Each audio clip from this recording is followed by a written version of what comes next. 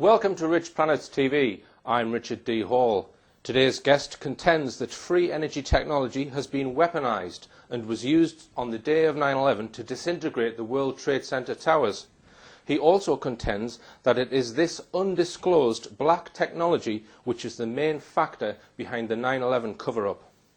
If the scientific community and public at large were to learn that this technology exists and that it could be used to provide the world with free energy, this would then neutralise the scarcity and fear agenda that the global elite uses to keep the human race in check. Welcome, Andrew Johnson.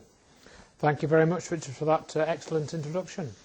Now then, we're here to talk primarily about your book, 9/11 Finding the Truth, which is in its third edition. Can briefly just start, Andrew, what motivated you to write this work? Yeah, well, we've mentioned this in passing before, and really I became involved with the Scholars for 9/11 Truth group, which I think we're going to discuss, which is kind of like part of the 9/11 Truth movement. And I became unhappy with things that were going on in there. And then I became aware of Dr. Judy Wood's research, which, I'm thanking you for your support with in that arena.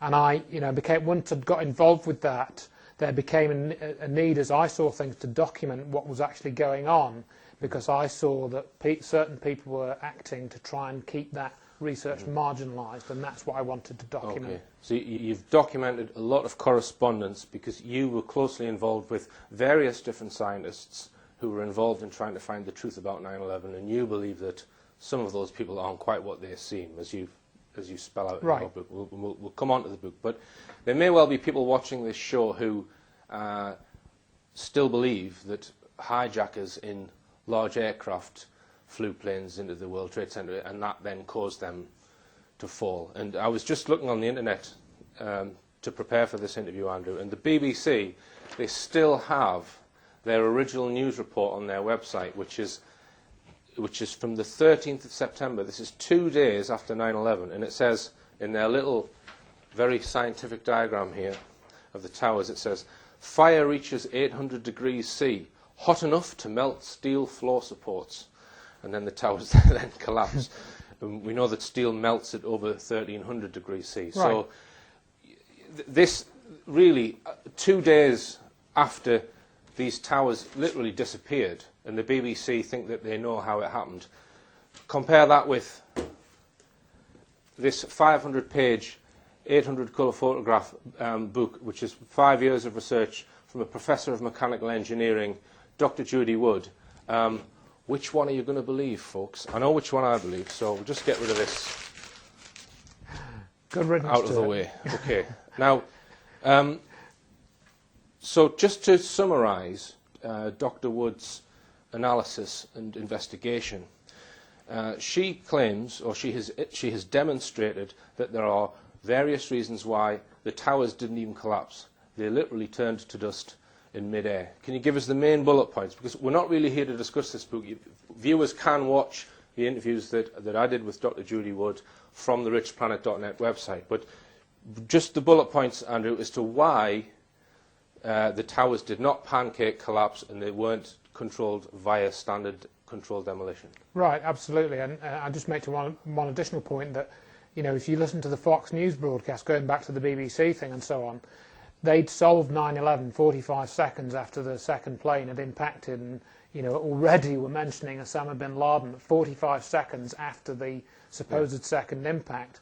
But to come on to Dr. Wood's book, which you so carefully described, the main things of evidence that are in there are, for example, the buildings turning to dust, and the amount of dust, and the fact that you can watch videos and see steel girders actually turning to dust in the seconds that they're travelling from the top of the building to the bottom. You can actually see that. The lack of a seismic signature, in other words, whether you go with the official story of the pancake collapse and so on, or whether you go with this later story which was put into the ether, around about 2002, 2003, of bombs in the buildings. We call it BIB, bombs in the building. The building, in either of those two sets of circumstances, would have hit the ground. Basically, it would have clattered to the floor over a period of well over a minute. Yeah, something like that. So you would have had a seismic trace up and down for over a minute, and it was less than 8 seconds, and it was barely practically non-existent. Yeah, well, it was much smaller. I mean, Dr. Wood goes into the book and compares it with the Seattle Kingdom, which was very well recorded in terms of video, photographs, what was on the ground afterwards, and also the seismic signature. And she compares that with the World Trade Center, which were much taller buildings and so on. So she has that direct comparison looking at the scientific data for those two things, and they clearly do not match up. There's a very large discrepancy between the two, which indicates from the seismic signal too, the building didn't hit the ground. One of the other issues that came up was the bathtub. The World Trade Center towers were constructed inside a bathtub of concrete because some land was reclaimed from the Hudson River during the construction of the towers. And this structure was not substantially damaged. There was a small amount of damage, but compared to the conflagration which of the buildings coming down, or what was claimed, there was virtually no damage to the structure. Now, I was sitting in the pub reading your book, Andrew, a few days ago, and a guy comes sit next to me. He said, "Do you mind if I ask what you do?" So I always dread that question, actually, because I never know what to say. So I told him, and he said, "Oh, that's interesting." And he says, "Well, I work in demolition." And he said, "I never believed what I saw on TV."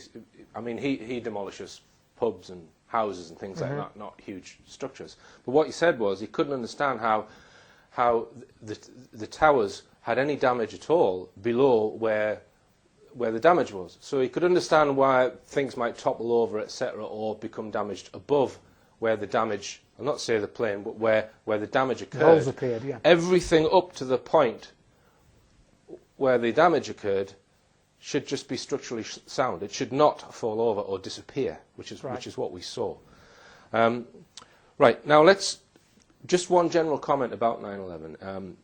I mentioned Bill Hicks on last week's show, and he was famous for often talking about the Kennedy assassination and the Kennedy conspiracy, and people would often say to him, "Quit talking about Kennedy, Bill.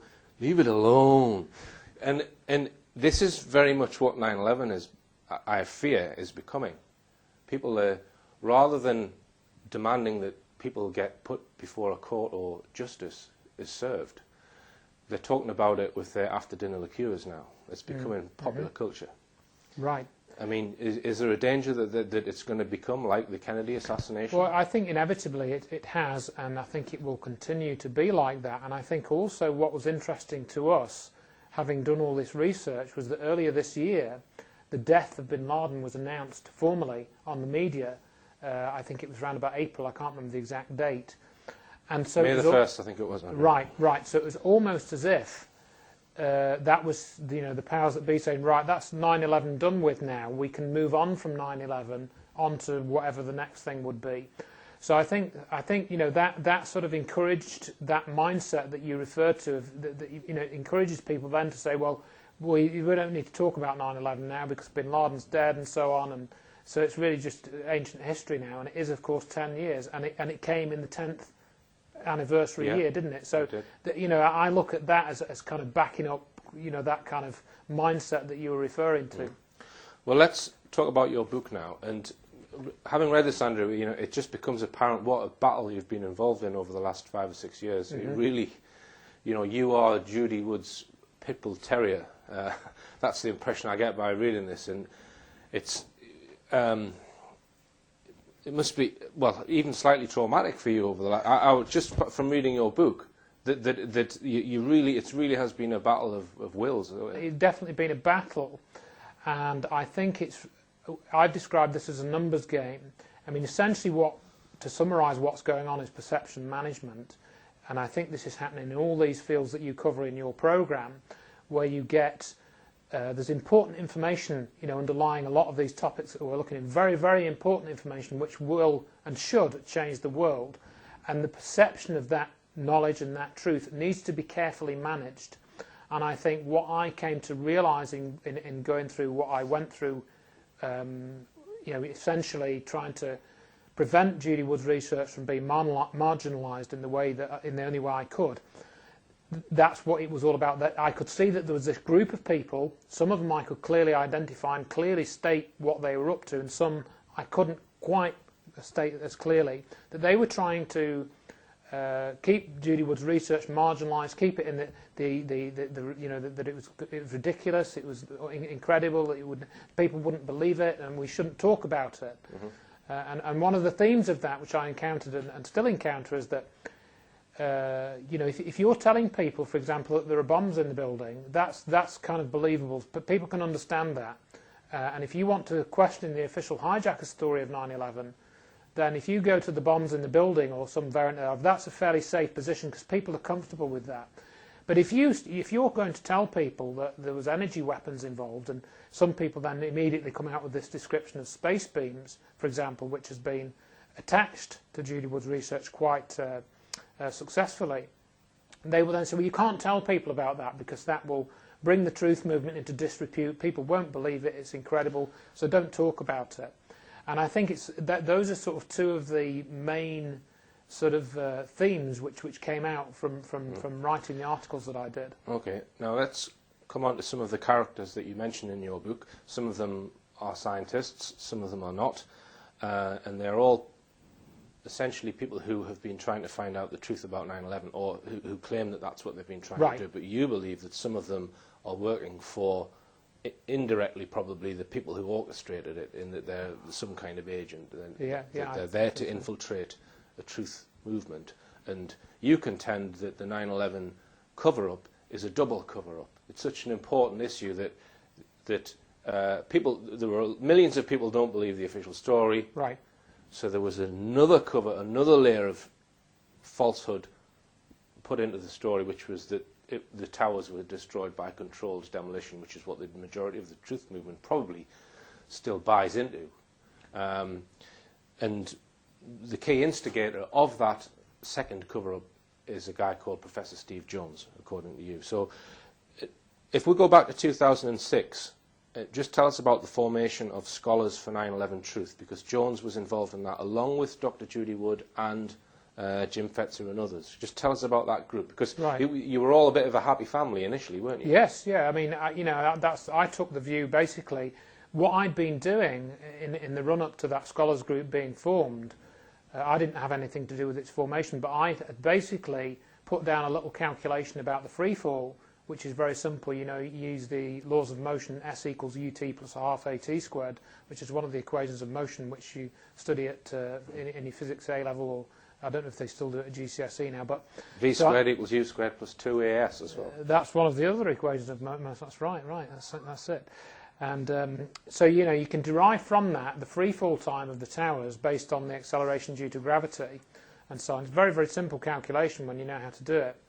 And I'd been posting that around various forums, one of which was a physics forum, and that generated a couple of thousand responses, I think, over a period of about a year, 18 months or so. And I have a feeling that because I was trying to approach it from that angle, somebody was looking out for the people on the internet that were doing that. Right. And I got an email from Stephen E. Jones at the end of 2005, I believe it was December. I didn't put that email in the book because it didn't. I started the story after then, really. But he invited me, and he copied this Jim Fetzer, one of the other figures in this. It was a professor at Duluth University, and they basically invited me to join this scholars group. Now, it transpired later that this scholars group seemed to have been formed after a meeting between David Ray Griffin and Dr. Judy Wood, and she's spoken about this, that she had a meeting with him in, I think, about July 2005, around that sort of time. And Dr. Judy Wood gave David Ray Griffin her card, and she said, well, we need to get some scholars together to actually question the official story and so on. And it was then, at the end of 2005, that this group formed.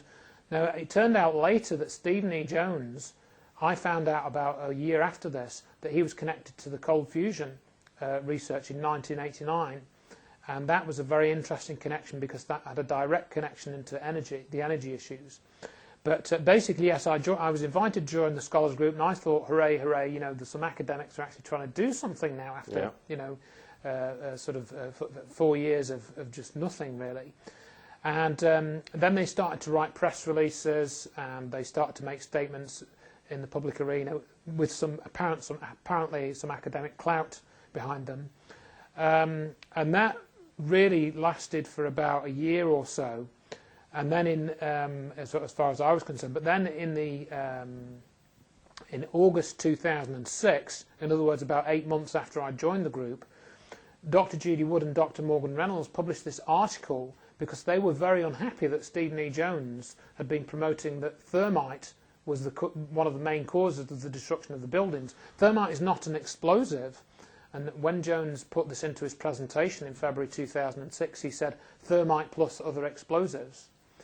And I bought into the thermite story initially because I'd assumed that people like Jones and Fetzer, as you were saying in the introduction, were legitimate scientists or legitimate academics, and their agenda was to find out the truth of what happened. And indeed, in the scholars group, I think it was Jim Fetzer said, we're a group of academics, we want to investigate 9/11 and let the chips fall where they may.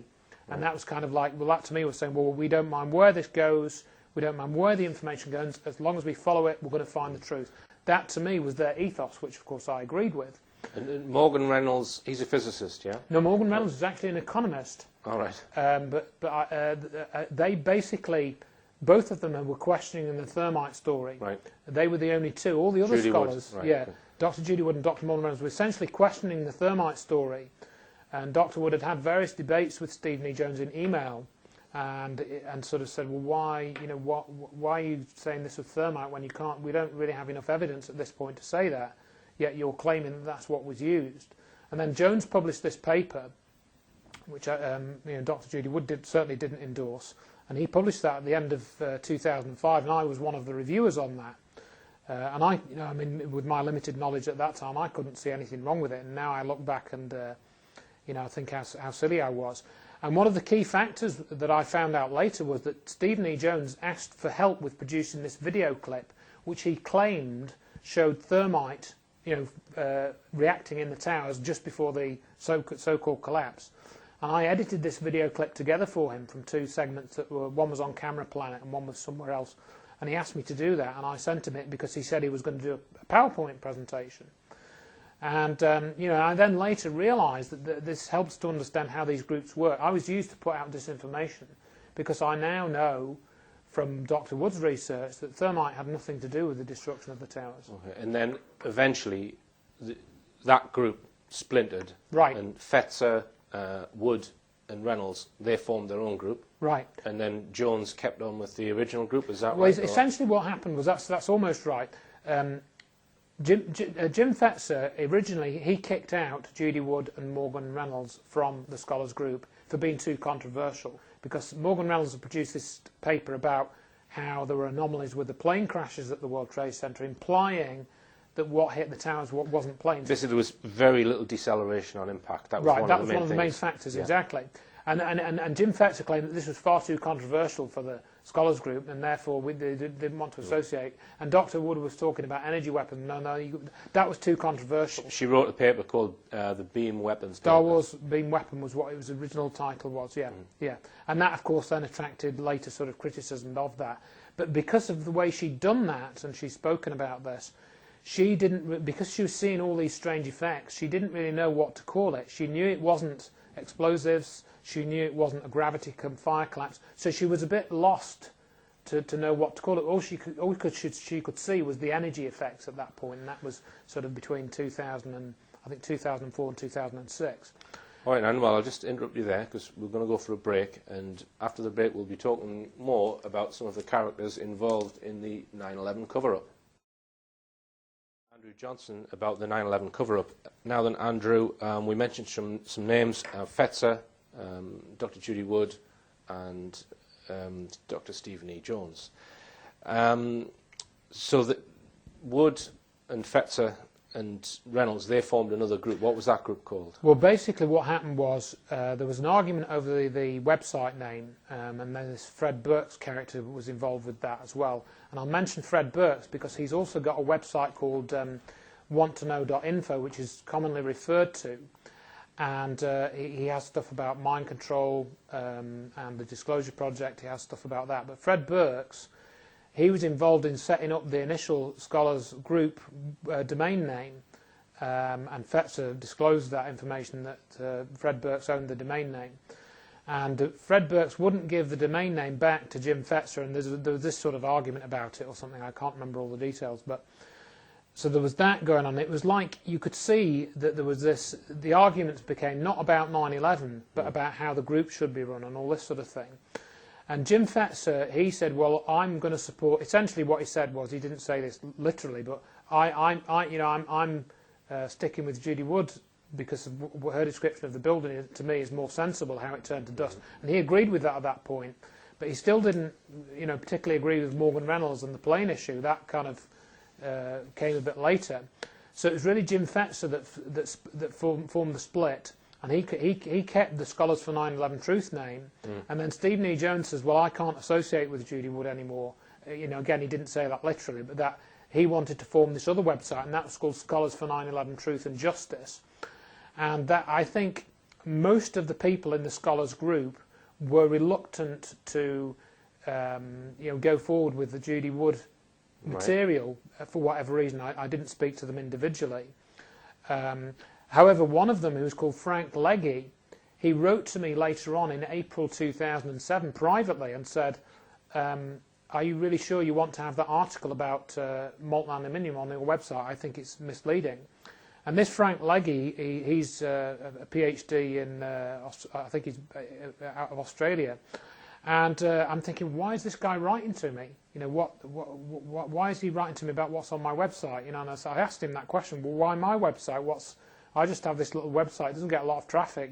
He seemed really concerned about this thing with the molten metal. Right. And I had a little discussion with him. It became clear to me that a number of people weren't happy with me and others, trying to support what Judy Wood was doing and her research.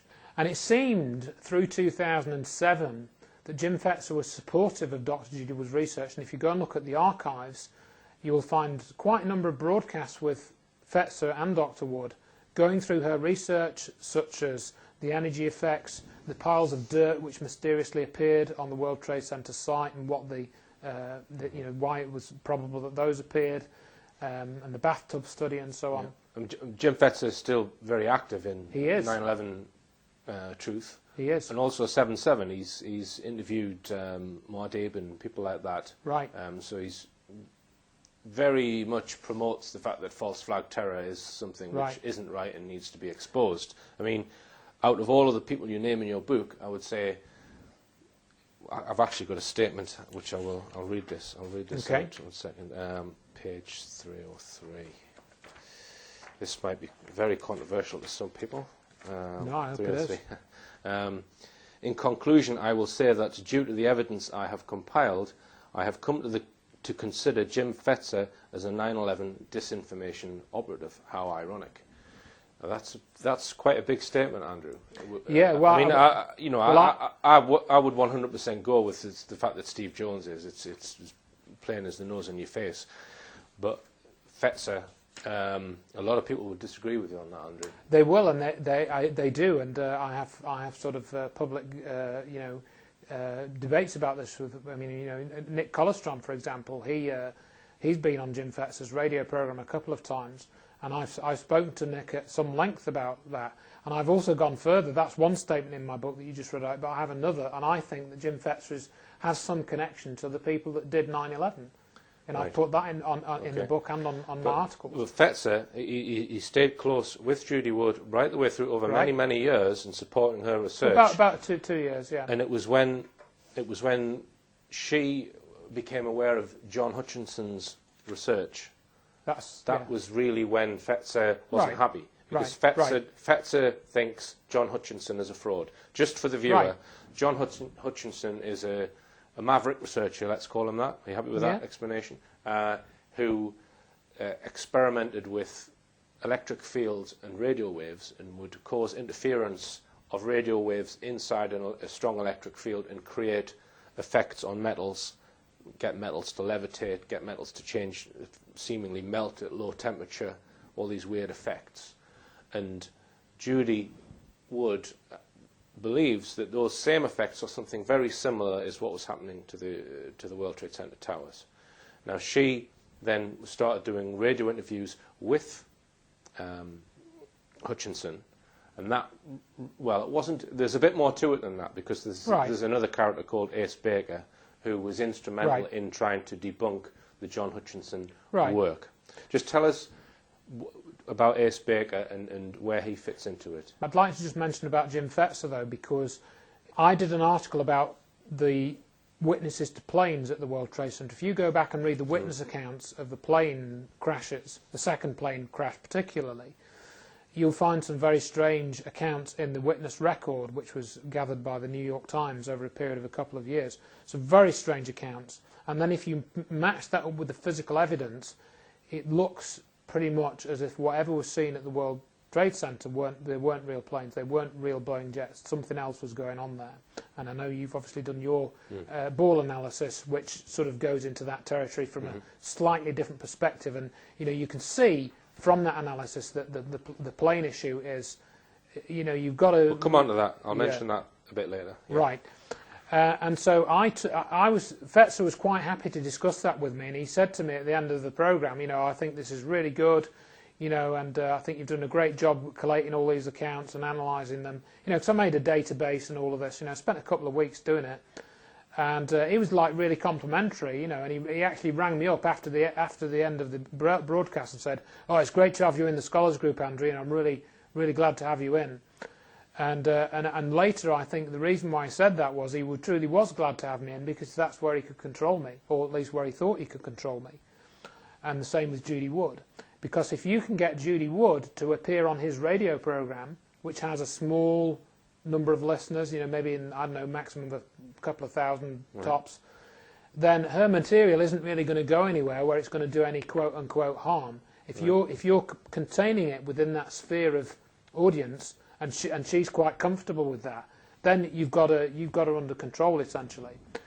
And as you mentioned, then after that continued for a period of about 6 months, and we want perhaps just briefly mention the Ambrose Lane programme, because Dr. Wood and I were first scheduled to go in July 2007 on the Ambrose Lane programme, and we were going to talk about the idea that they were going to reuse the weapon. Dr. Wood had established that there was this type of energy weapon. And in around July 2007, Michael Chertoff was talking about Al-Qaeda nukes. Stephen E. Jones talked about, in a presentation in Vancouver, talked about an American city being nuked, not by Al-Qaeda but by somebody else, along with Bill Deagle.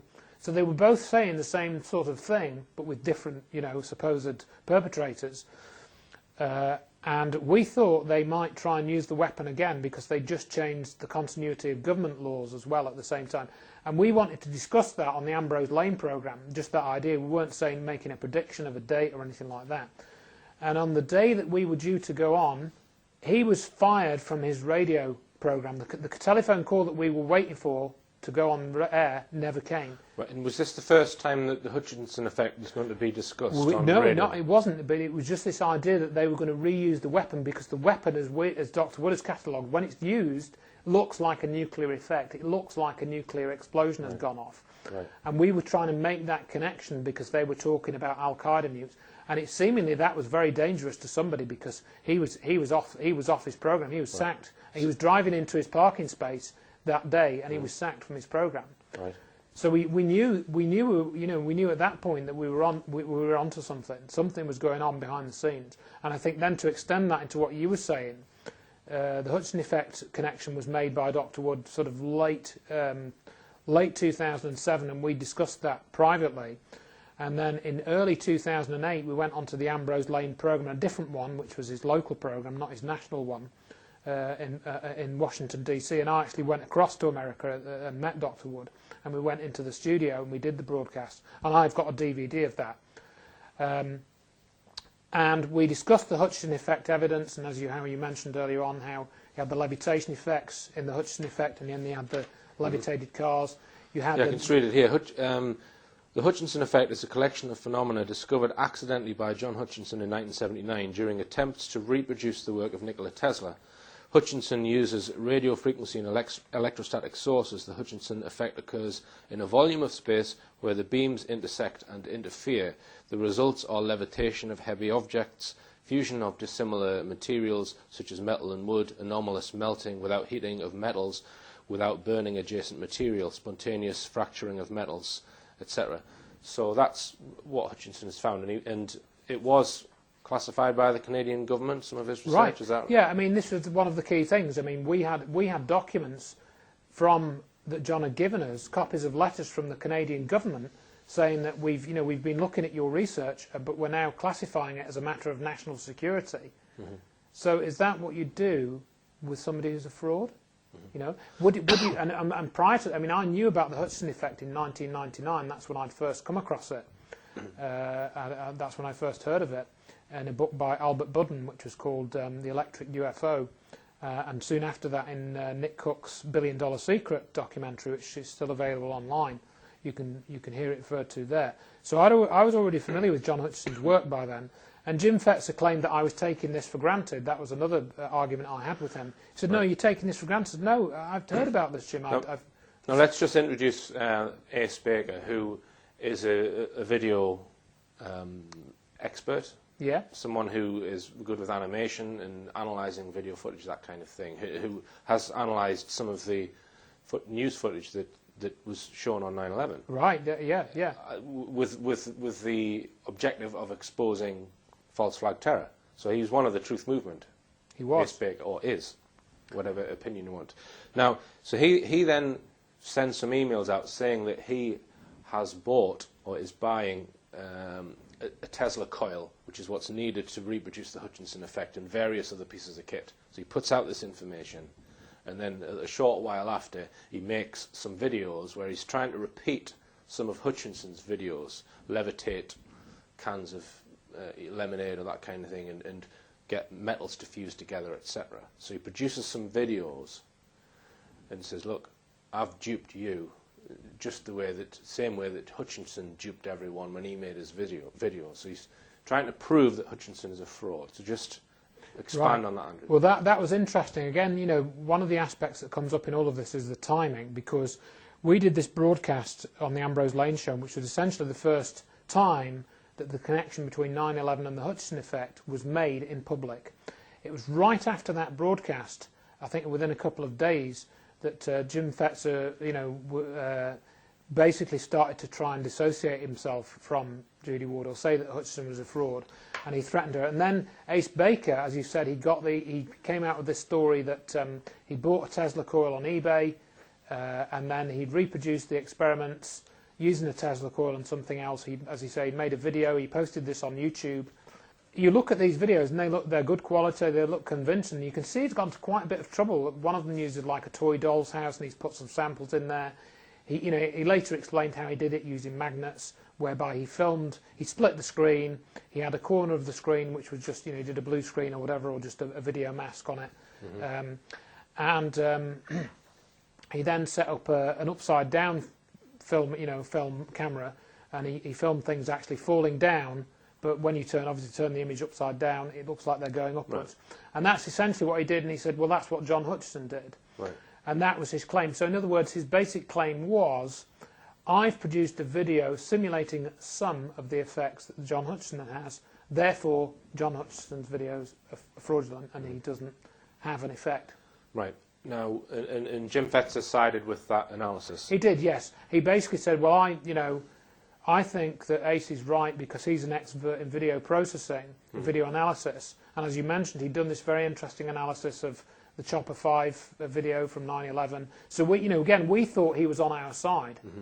And for him to come out, and he essentially then went even further, and he ended up making this $100,000 bet to John Hutchinson to say, look, John, I know you're a fake, so I want you to reproduce the Hutchinson effect for me, and if you can, I want you to levitate this wrench. That was the agreed thing. And they had this, levitate a wrench. Yeah, a spanner. Yeah, a spanner. And if you can do that on demand for me, you'll win the bet. Right. And supposedly an agreement was signed and a bet was made, and there was talk about getting escrow and all this. I didn't follow all of the details. Some of it is in my book. And I think the date was agreed of November the 1st, was it? I can't remember, where Ace Baker would go to John Hutchison's apartment in New Westminster in Canada to film John Hutchison doing the levitation experiment, which John set up. He did actually do it. I said to John, this is ridiculous. I don't think you want to accept his challenge because I think he's going to pull some stunt and try and discredit you. That was more or less what I said to John Hutchison. And then Ace Baker never showed up. Right. And we'll show another clip here, which John filmed on that day. I've got a couple of clips, actually, from that day that he filmed when he was set up for Ace Baker, and Ace Baker never showed up. Okay. Now, I think it is important then for you and Dr. Wood to try and get the Hutchinson effect independently verified, just as an independent voice here for myself. Yeah. I mean, many people we have spoken about possibly getting John Hutchinson on the show so that he can explain, because he doesn't work in a normal scientific method, does he, Andrew? He doesn't. He doesn't document in detail his experiments. This is one of the problems. He's an experimental scientist rather than somebody who he doesn't work for a university. Yeah, and he doesn't have a sort of methodical way of writing everything out, writing a report, publishing a scientific paper. That's not the way he works. But one thing that you did have, because we were talking off camera, is a list of equipment that he was using. If people, because there may be people watching this show who are they've got a Tesla coil in their shed. Maybe they want to have a go. Right. Maybe they want to use some equipment at a university that they work at to try and repeat this effect. Yeah, I mean, so is there information that an engineer or a scientist can look at in order to try and repeat this effect? We've got some of that information, but I think, as also we were discussing, John sold a lot of his lab equipment. Again, there's a bit of a story behind that. We'll try and get a list before this goes out of a list of the equipment that he uses. Yeah, we're going to try and get a list together. I think I put a list on John's website, or the website that I made for John, which is thehutchisoneffect.com.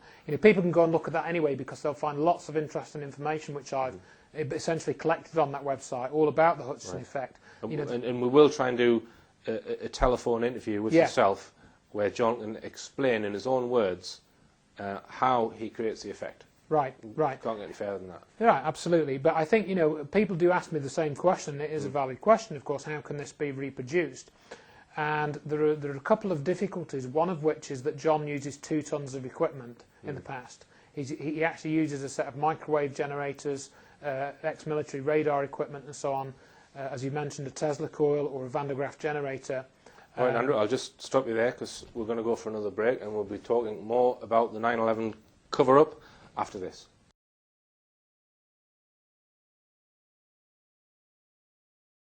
Welcome back. I'm talking to Andrew Johnson about his book 9/11 Finding the Truth, which documents a lot of correspondence between Andrew and some of the other 9/11 truth seekers or 9/11 scientists who've been trying to find out the truth about 9/11 over the last, I would say 5 or 6 years. Now, Dr. Judy Wood's assistant, Michael Zabur, who was helping Dr. Wood, had some inside knowledge of energy technology. Can you expand on that, Andrew? So it would appear. I mean, when we found this connection between Stephen E. Jones and cold fusion, which we weren't aware of initially, I'd never heard of him in that capacity, but I knew about cold fusion. And so when this came up, I think in 2007, we saw this video of him in this year 2000 documentary called Heavy Watergate. You can see Stephen E. Jones in this documentary mentioned and referenced. And he's mentioned in Eugene Malov's book. Dr. Eugene Malov was a researcher who resigned from Massachusetts Institute of Technology over the cold fusion affair. Because he knew and could prove that cold fusion worked. Yes, essentially. It produced energy from the quantum vacuum or wherever. Wherever. The other thing is it's some type of nuclear reaction. And this is what the Hutchinson effect also seems to create. It's some type of nuclear effect which comes into play both in cold fusion and in the Hutchinson effect. If you look at the way that materials can be transmuted, for example, that's a common element in this. Now, Eugene Malov was murdered in 2004. He was, which coincidentally was just over a year before Stephen E. Jones came onto the scene. And Eugene Malov's book mentions Stephen E. Jones on 100 pages. So he knew, And, he was very familiar with Stephen Michael E. Jones. Zabur, who had access to Malov's work. Essentially, he probably would connection. have, because, well, basically, Michael Zabur wanted to tell Dr. Wood that he knew about energy, and it turns out that Michael Zabur had an uncle called William Zabur, who ended up working with Eugene Malov on this New Energy Foundation, which was basically a project they started to try and find research funds for people, for example, like John Hutchison, to continue looking at this new energy technology, this free energy technology. And Michael Zabur was murdered in 2006. He was murdered just after Dr. Judy Wood filed the request for correction to NIST, or it was around that time, or around the time they published this paper. Well, let's come on to that request for correction. I think it was, when was the NIST report submitted? Well, basically that also involves, involves Stephen E. Jones to an extent, because 2005. 2005, the NIST reports came out. NIST is the National Institute for Standards and Technology. They were given a mandate by Congress and given several $1 million to investigate the destruction of the World Trade Center. Why did the World Trade Centers disappear? Right. For want of a better word. Right. That was their remit. They had to produce a scientific report. Scientific this report. Is official government body. Correct. But And they employed subcontractors. And can you name those subcontractors, Andrew? Correct, yeah. They employed 23 subcontractors, but the two most interesting ones are Science Applications International Corporation and Applied Research Associates. Mm-hmm. And both of those companies do research or manufacture of directed energy weapons systems. So, you can go and check that out. You can look at their websites. Applied Research Associates have a contract with the US government to know anything about directed energy weapons systems that any country might have and what their capabilities are. So the companies that the government employed to write the report on why the towers disappeared are companies who were involved in directed energy weapons research. Correct, or at least two out of the 23 were, and of course Boeing were consulted. I don't think Boeing were paid money by NIST, but Boeing are also involved in directed energy weapons research.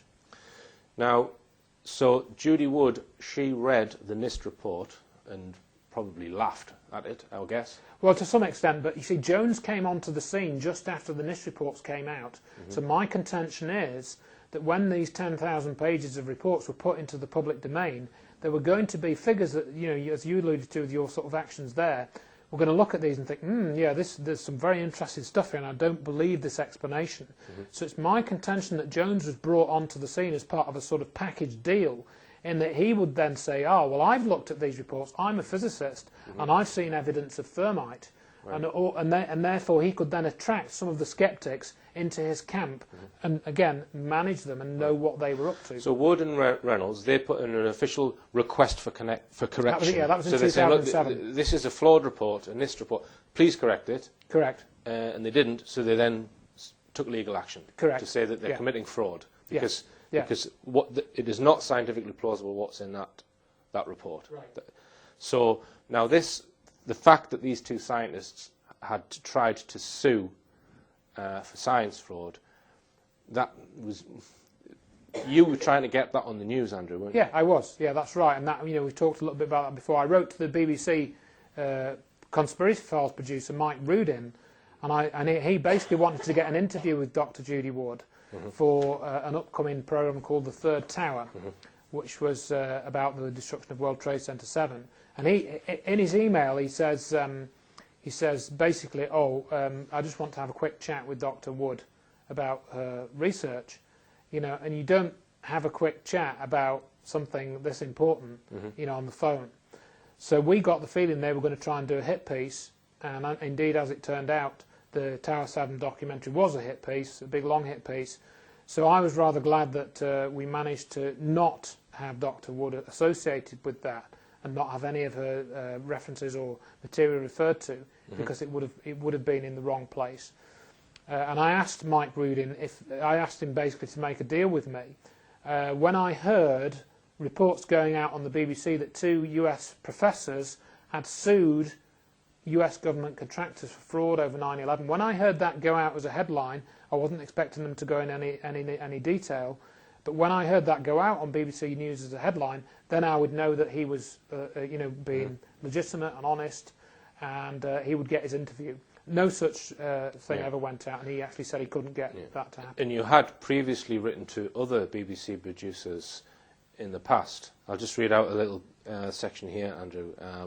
This is in connection with news director Helen Borden. Oh, yes. Where you say, regardless, as campaigners, we will continue to reveal the truth about 9/11 to the British public, and I now personally regard the media as a controlled entity and one that is ducking its responsibility. It is therefore my responsibility to spend my own time and money to promulgate the truth about 9/11 being an inside job, and I will, unless this programme changes things, continue to discuss my email exchanges with BBC News director Helen Borden, who has blatantly ignored evidence and refused opportunities for us to present our evidence in some broadcast vehicle or other. This is now documented and will, if possible, be used to prosecute the BBC for a breach of its charter. So all of this correspondence you've had with the BBC, Andrew, where you've brought it to their attention about the work of Dr. Judy Wood and what really happened on 9/11. They're going to be in court one day, hopefully. Well, yeah, I mean, ultimately because, we've made them aware and you've made them aware, other people I know have made them aware. We had this recent programme in the summer, the 9/11 Conspiracy Road Trip. Now, that was made by a production company called Renegade Productions, I think was the name of it. And they worked for BBC Three in that capacity. They weren't the BBC, but they were giving the programme to BBC Three. And I spoke to one of the researchers on that programme for half an hour, and I went through most of what we've gone through, so far.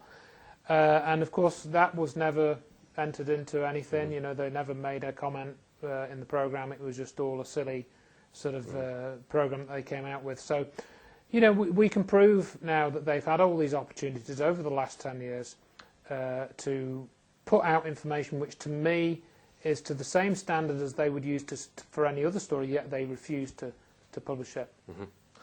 Well, let's come on to some other characters.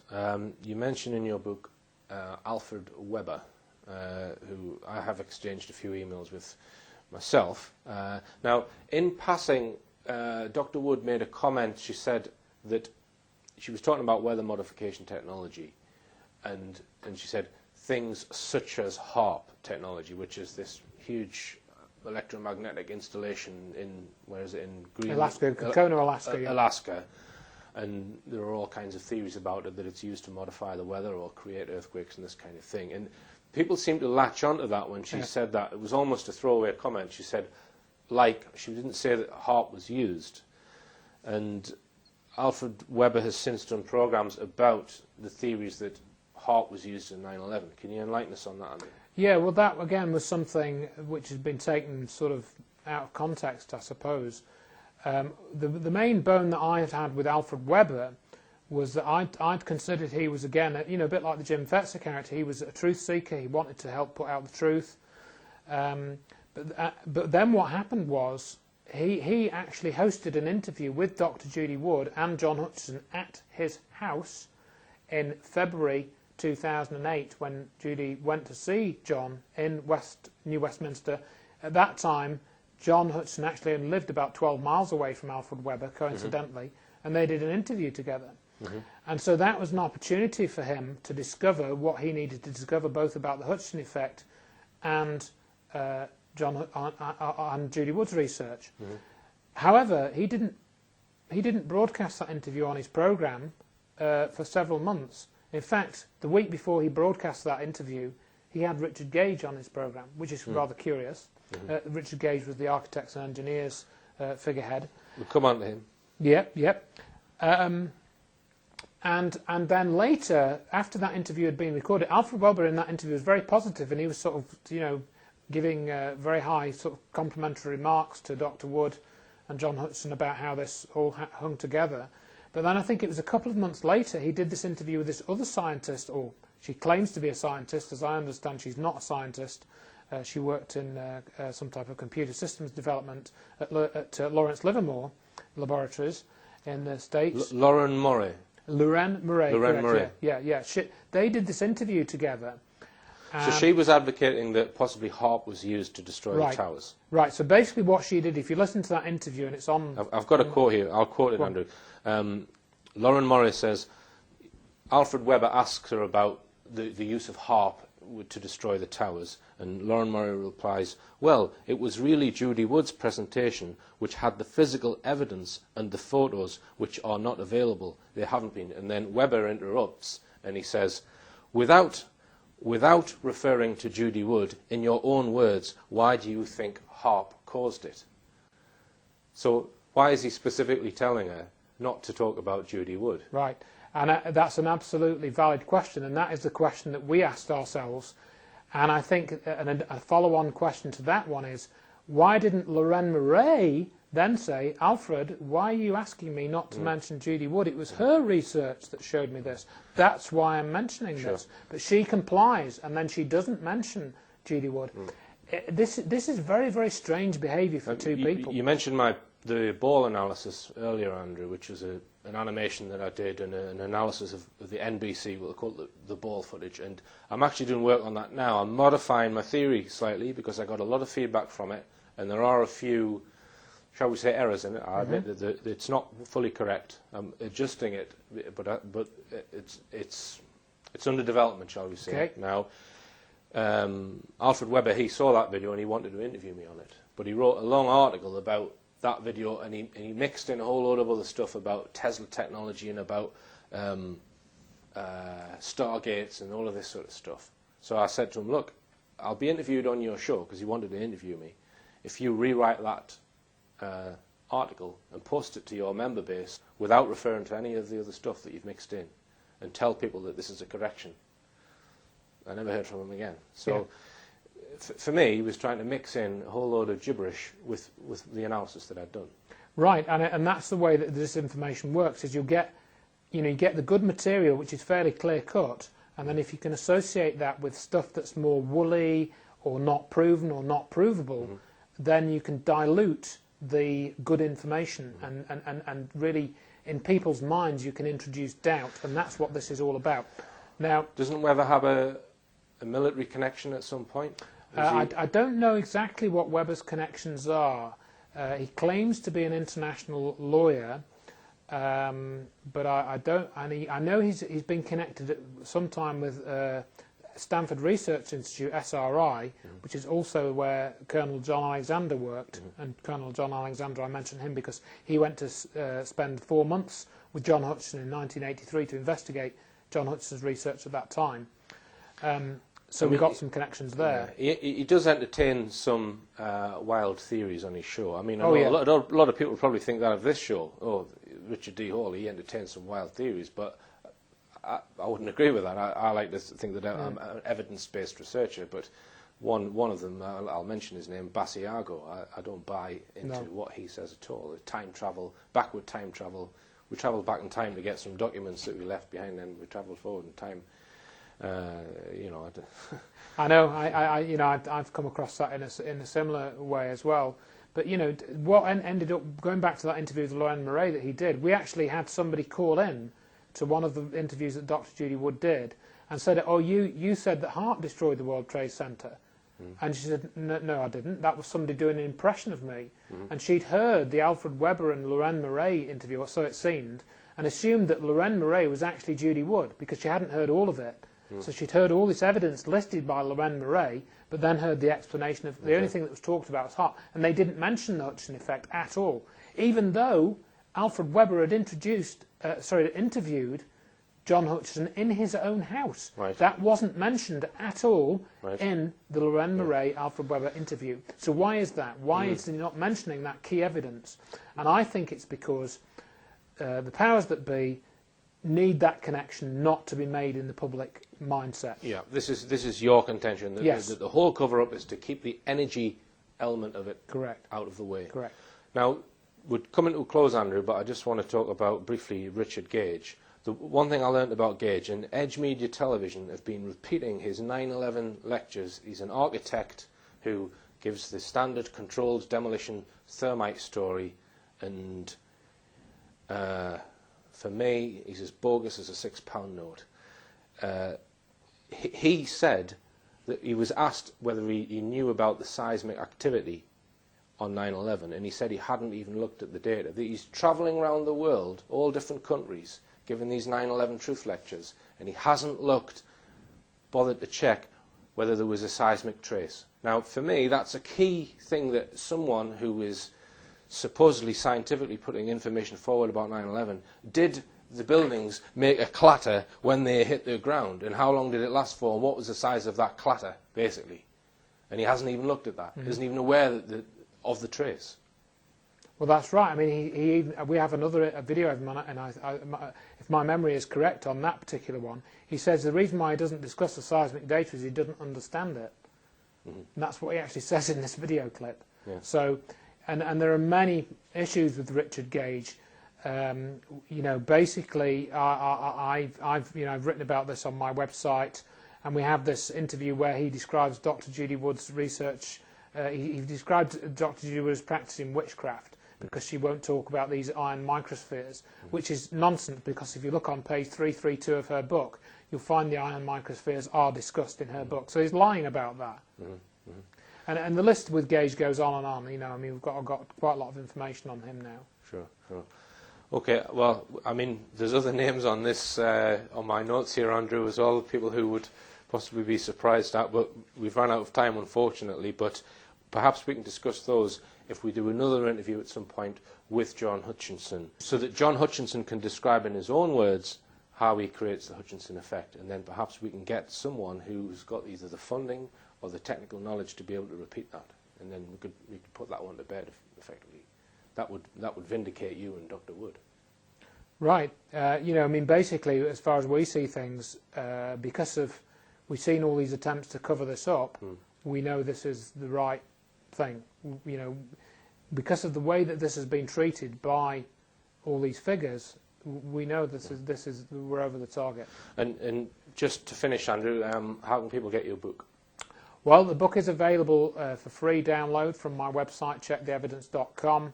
You'll find it in the 9/11 section.